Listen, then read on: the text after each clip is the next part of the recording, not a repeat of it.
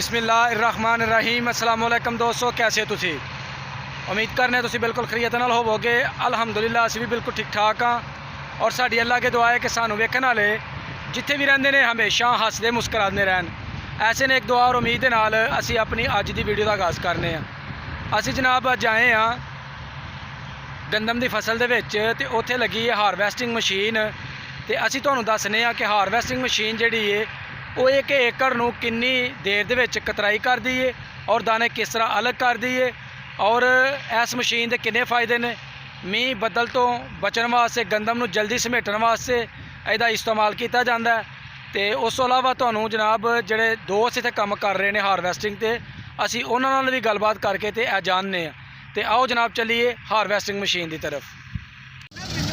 जनाब तुहानूं दिखा रहे हैं गंदम की फसल की कटाई हो रही है और तुसीं वेखण दे हो हारवैसटिंग मशीन जिहड़ी है बड़ी स्पीड दे नाल कटाई कर रही है और नाल गंदम भी जिहड़ी है यह भी इन्हें जनाब अलग अलग कर दिया जाना है। ते बड़ा ही जदीद और जल्दी काम करने वाला जिहड़ा ना सिस्टम है जिहड़ा तुहानूं दिखा रहे हैं। ते तुसीं देख सकते हो तकरीबन किन्नी देर दे विच जी किला समेट लैंदी है।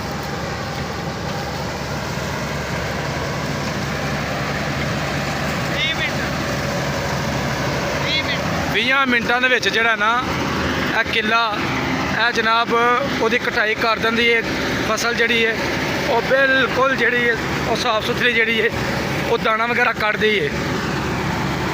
गंदम अगर थल्ले डिगी है लम्मिया पै गई है खड़ी है जिस तरह की मर्जी है इहदा काम है उन्होंने समेट लेना।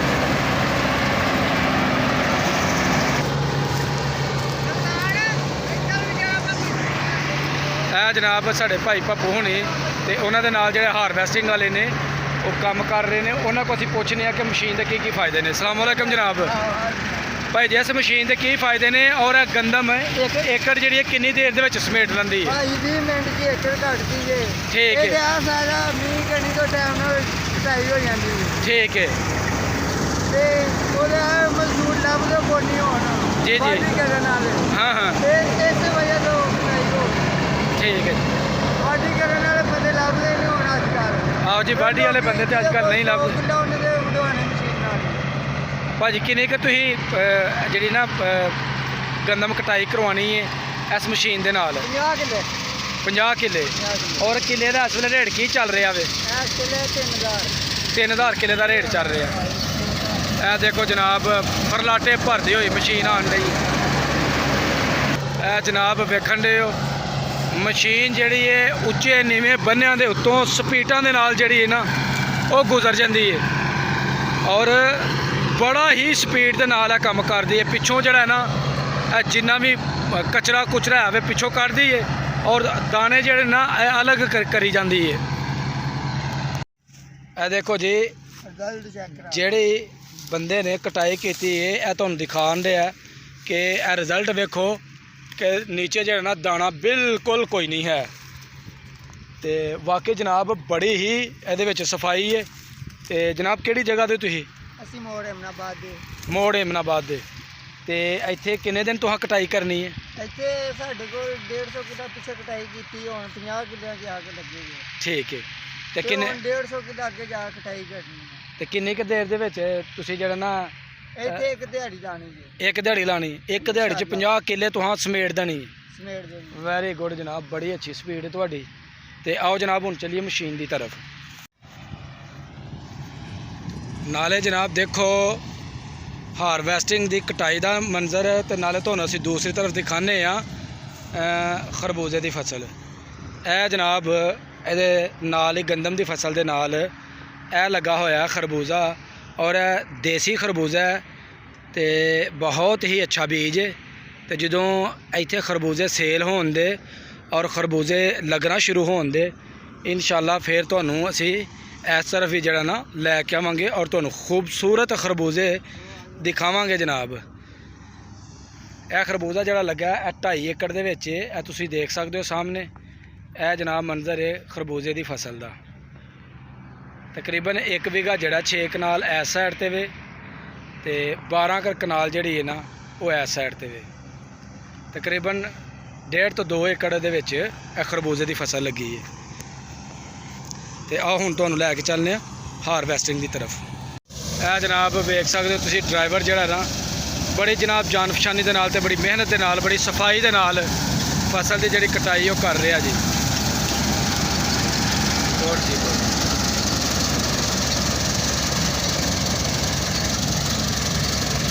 ਦੇਖ ਸਕਦੇ ਹੋ ਉੱਚੇ ਨੀਵੇਂ ਬੰਨਿਆਂ ਦਾ ਇਸ ਮਸ਼ੀਨ ਨੂੰ ਜ਼ਰਾ ਕੋਈ ਭਾਰ ਨਹੀਂ। ਔਰ ਇਹ ਵੀ ਤੁਹਾਨੂੰ ਦਿਖਾਉਂਦੇ ਆ ਕਿ ਇਹਦੇ ਅੰਦਰ ਜਿਹੜੀ ਗੰਦਮ ਹੈ ਉਹ ਕਿੰਨੀ ਕੁ ਜ਼ਖੀਰਾ ਹੋ ਗਈ ਹੈ।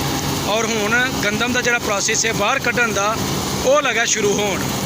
ਤੇ ਆਓ ਜਨਾਬ ਹੁਣ ਤੁਹਾਨੂੰ ਅਸੀਂ ਲੈ ਕੇ ਚੱਲਦੇ ਆ ਗੰਦਮ ਕੱਢਣ ਦਾ ਜਿਹੜਾ ਮਰਹਲਾ ਉਹ ਤੁਹਾਨੂੰ ਦਿਖਾਉਂਦੇ ਆ।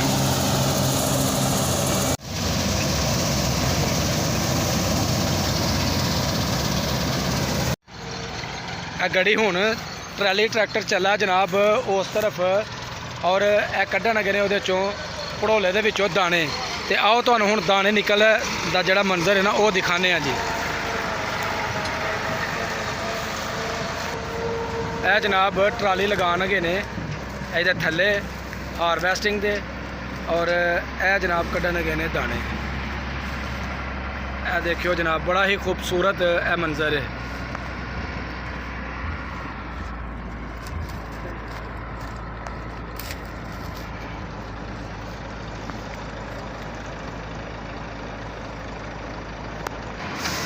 ਇਹ ਜਨਾਬ ਦਾਣੇ ਦਾ ਪ੍ਰੋਸੈਸ ਹੋ ਗਿਆ ਸ਼ੁਰੂ। ਦੇਖੋ ਜਨਾਬ ਕਿੰਨਾ ਖੂਬਸੂਰਤੀ ਦੇ ਨਾਲ ਜਨਾਬ ਕਿਸ ਤਰ੍ਹਾਂ ਗੰਦਮ ਜਿਹੜੀ ਹੈ ਨਾ ਉਹ ਬਾਹਰ ਆਉਣ ਡਈ ਹੈ।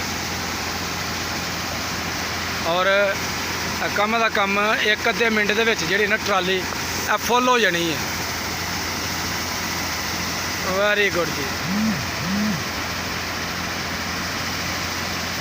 ਉਮੀਦ ਕਰਾਂਗੇ ਜਨਾਬ ਤੁਸੀਂ ਬੜੇ ਖੁਸ਼ ਹੋਵੋਗੇ ਇਸ ਵੀਡੀਓ ਨੂੰ ਇੰਜੋਏ ਕਰਕੇ।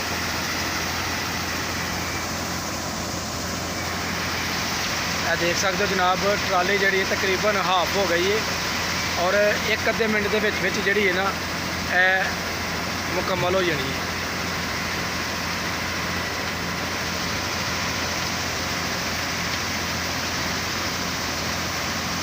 ਬਸ਼ਾਰਤ ਭਾਈ ਆ ਕਿੰਨੀ ਰਕਬੇ ਦੀ ਜਿਹੜੀ ਨਾ ਗੰਦਮ ਹੈ? ਇਹ ਤਕਰੀਬਨ 1 ਏਕੜ ਦੀ। 1 ਏਕੜ ਦੀ ਹੈ।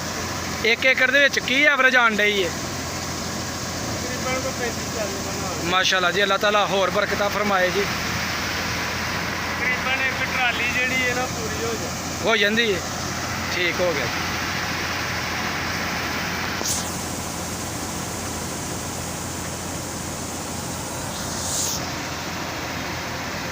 ਇਹ ਜਨਾਬ ਟਰਾਲੀ ਜਿਹੜੀ ਨਾ ਫੁੱਲ ਇਹ ਹੋ ਗਈ ਹੈ। ਤੇ ਹਜੇ ਗੰਦਮ ਆਉਣ ਦਾ ਮਰਹਲਾ ਜਿਹੜਾ ਨਾ ਉਹ ਉਸ ਤਰ੍ਹਾਂ ਹੀ ਜਾਰੀ ਹੋ ਸਾਰੀ ਹੈ।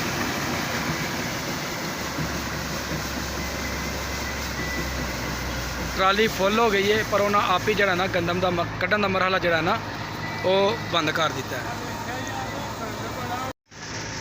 ਦੋਸਤੋ ਅੱਜ ਦੀ ਸਾਡੀ ਵੀਡੀਓ ਹੋ ਗਈ ਹੈ ਮੁਕੰਮਲ। ਅਗਰ ਮੇਰੀ ਵੀਡੀਓ ਲੱਗੇ ਚੰਗੀ ਤੇ ਮੇਰੀ ਵੀਡੀਓ ਨੂੰ ਇੱਕ ਲਾਈਕ ਕਰਨਾ ਹੈ, ਔਰ ਜਿਹੜੇ ਦੋਸਤ ਮੈਨੂੰ ਨਵੇਂ ਵੇਖ ਰਹੇ ਨੇ ਉਹ ਜਲਦੀ ਮੇਰੇ ਚੈਨਲ ਨੂੰ ਸਬਸਕ੍ਰਾਈਬ ਕਰ ਦਿਓ ਤਾਂ ਕਿ ਆਉਣ ਵਾਲੀ ਵੀਡੀਓ ਦਾ ਨੋਟੀਫਿਕੇਸ਼ਨ ਜਿਹੜਾ ਤੁਹਾਨੂੰ बर वक्त मिलता रहे। मैनू दवा हुण इजाज़त। अल्लाह हाफिज़।